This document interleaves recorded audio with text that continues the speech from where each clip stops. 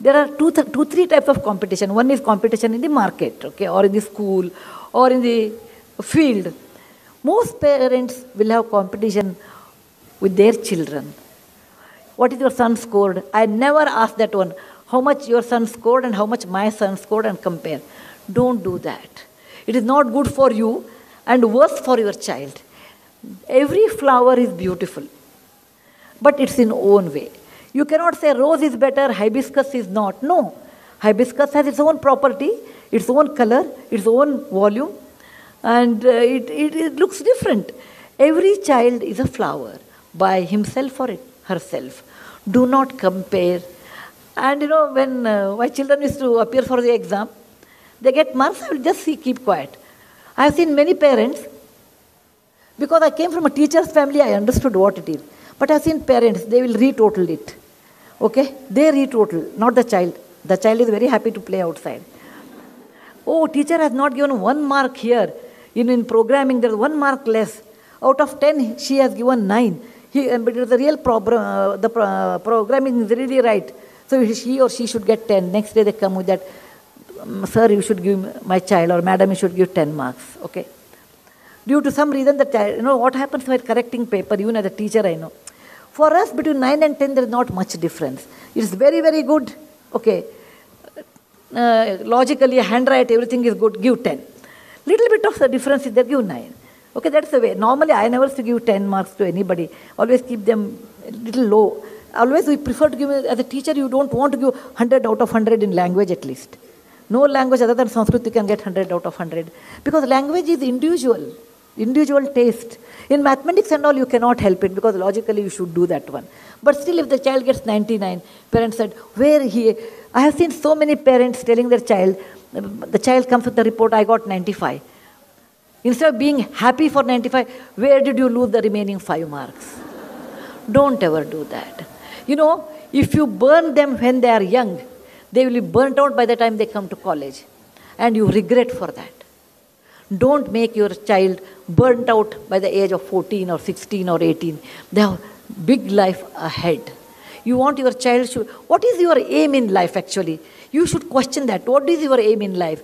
I want my child should get always first rank. It is not possible.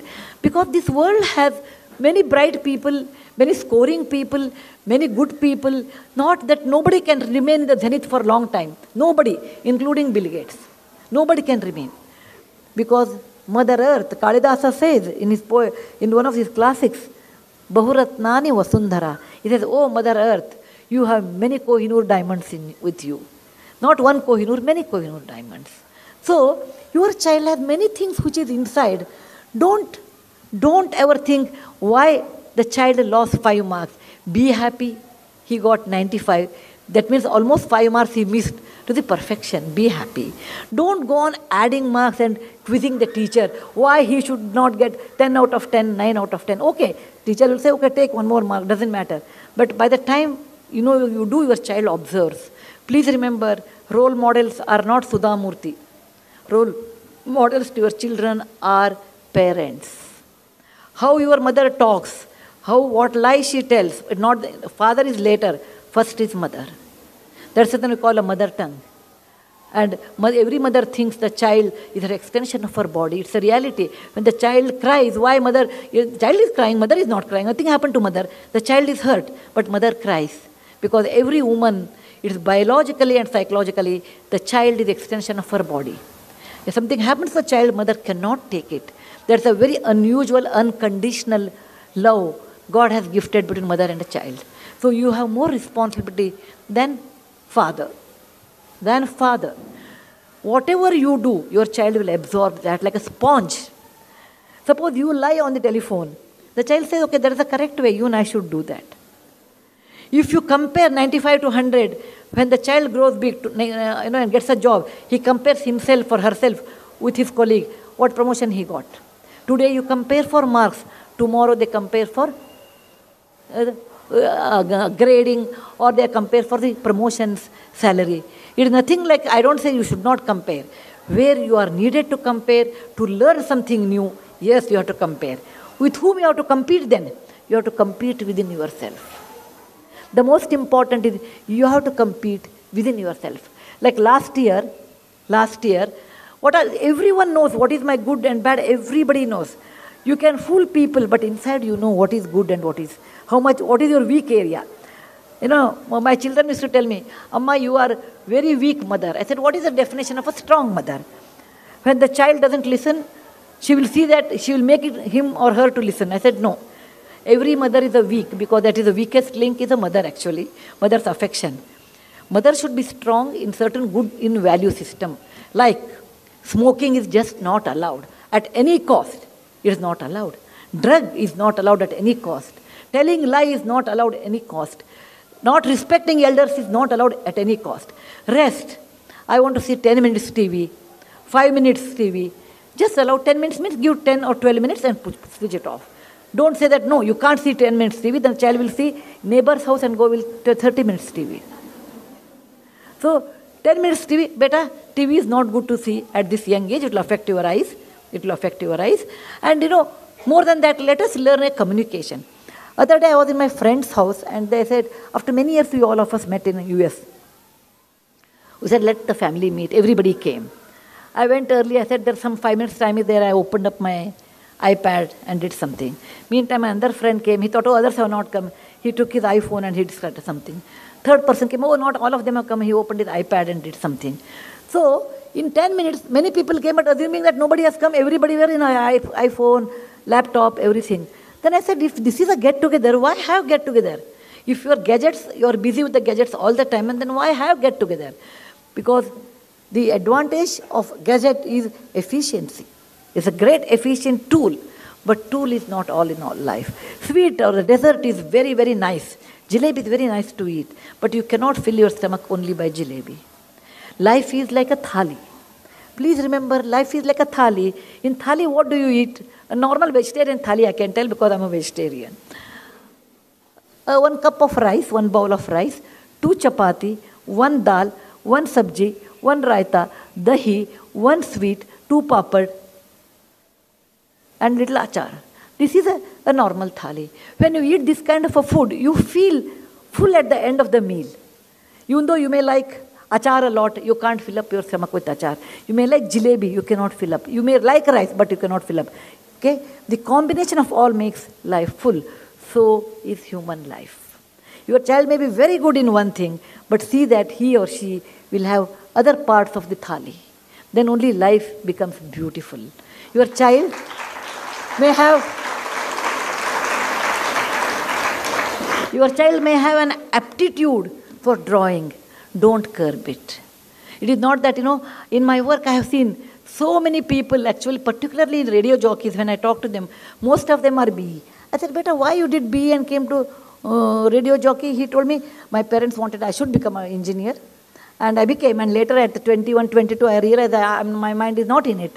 So I came back. Dramatics, I have seen so many people who are basically engineers. And I have a photographer, Bandana. He's an excellent photographer. He said, I did my BE, MTech, and by the time I was 24, I realized I'm not fit for this. Please allow your child to bloom what they want. But legally, ethically, it should be right. I want to be a chore. Okay, that is not correct. No? That is what I like. No, that's not correct. But legally, ethically, it should be right. And also, to some extent, you have to tell commercially viable. Because it's nice to be a good artist. But you cannot live only by art in today's competitive world. You do require money to live. So you should marry between commercial and what you like as much as possible. And such life has much more meaningful and they enjoy more. So as a child, as a mother, I want to tell you, don't compare your child's marks with someone else's. You are introducing unnecessary tension to your child. I have seen in school teenagers like 13, 14 having BP because all the time they're worried if I don't get a first rank. One boy told me it is not my problem if I don't get first rank. My mom will be crying whole day. To make her happy, I should get a first rank. No, don't do that. And first rank and all does not have lot of meaning in real life. As a child, I used to feel that way. You should always get a first rank. But someday I realized it's good to get good marks. It is good to work hard. But that is not all in life. What you require in life is like a thali meal. You should be intelligent enough to understand the reality, understand the relevance of life, understand what I can do, what I cannot do. There is nothing like, people say, oh, there is no word I cannot do. Napoleon used to say, there is no word no in my dictionary. That is good for Napoleon, and I don't know what he really told. There are certain things you cannot do. Okay? Such things you should not get into that, actually. Certain things you can improve. Certain things you can definitely excel. Studies are in your hand, you can excel. Results are not in your hand. Because it is grading is done by someone else in a CBSE, ICSE paper that you cannot tell. Okay, I have done well. At the most you can do. Our education system also makes us to do question to answer. But please remember, you have to have compassion. You have to teach your children compassion in a very young age. A discipline. The most important is a discipline in life. Love for the country. Love for the country. And studies, hardworking. But love for the country you should teach. In any of the national anthem or anything is there, if the child doesn't stand up, you should tell the child, if you don't stand up, my mom is to do. If there's a national anthem anywhere, you have to stand up. If you don't stand up, no dinner on that day. Whatever may be your condition, no dinner. So for me, national anthem was associated with the dinner, actually. Okay, as a child. But it became a discipline. Later I realized why. Because as a child, children won't understand the importance of that. But later, they appreciate that. So in general, what I want to tell parents is, don't pressurize. Don't live your children's life through their life. Don't live. I did not become a doctor. Let my child become a doctor. No. To become a doctor was your dream. It may not be her dream. What you cannot complete, they can't complete. Because they may like, may not like. They may complete also. But don't live your life through your dreams through them. Don't ever do that. Because every individual has a life, has a liking, has their own way of leading life. Like everybody should run their own marathon. You cannot make your child to run the marathon which you wanted. So what other parents you can do is, you can encourage, discourage bad values, encourage good values, and then allow them to question. I wrote this book,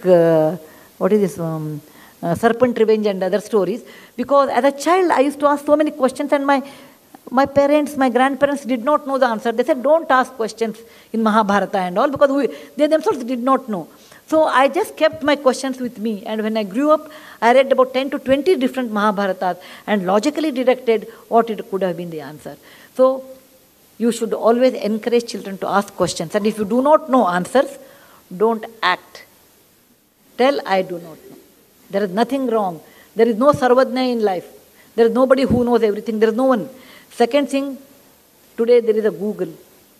If you don't tell, they will Google and find out, and they will tell, oh, mom told me a lie.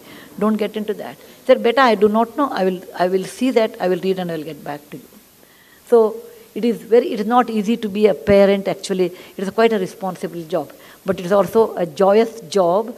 You can see the creativity of a child from a toddler to an LKG to first standard, questioning habits, and then passing the examination, and then turning out to be a fine lady or gentleman. It's such a beautiful, it's like a small plant growing up to a big tree. You can witness that.